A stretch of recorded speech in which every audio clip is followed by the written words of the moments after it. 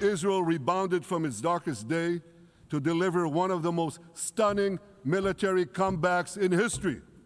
But we're not done yet.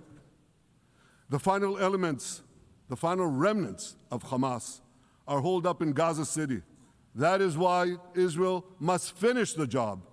That is why we want to do so as fast as possible.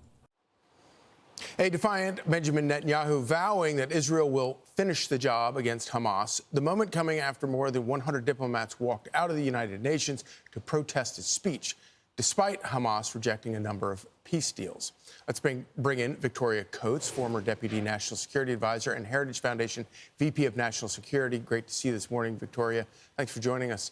So obviously, the UN is pretty irrelevant, but there is growing frustration outside of the United Nations about this effort to do something with Hamas.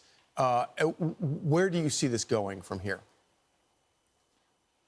Well, good morning, Charlie. I mean, I would say the UN is entirely irrelevant. I mean, what happened this week, except for the Prime Minister's speech and President Trump's speech, I don't think anyone would have a single talking point about anything meaningful that happened at the UN. There was a lot of diplomatic theater, as you just reported.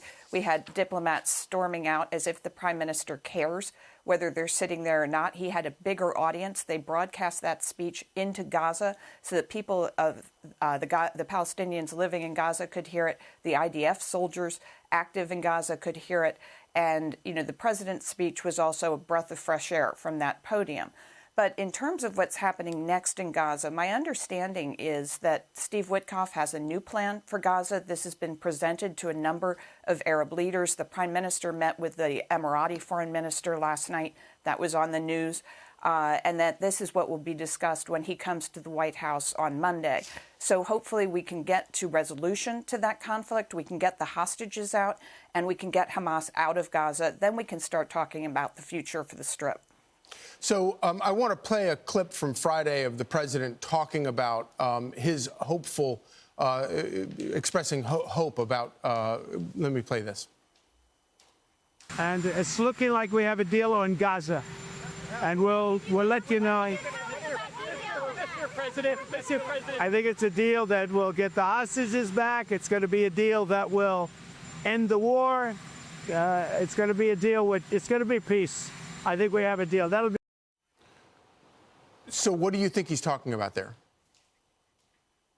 Right. The terms have been pretty simple. And bear in mind, Charlie, this war could have ended on October 8th. It never needed to start in the first place. But the reason it's been going on is that Hamas has been taking, over 200 hostages. There's still 40 in Gaza. We're looking at the second anniversary of October 7th in a couple of weeks. These people have been literally in these terror tunnels for almost 2 years. They need to come out. President Trump has been very clear about this since December of last year, that the hostages have to come home. This is despicable. Hamas needs to disarm, and they have no future in the governance of Gaza.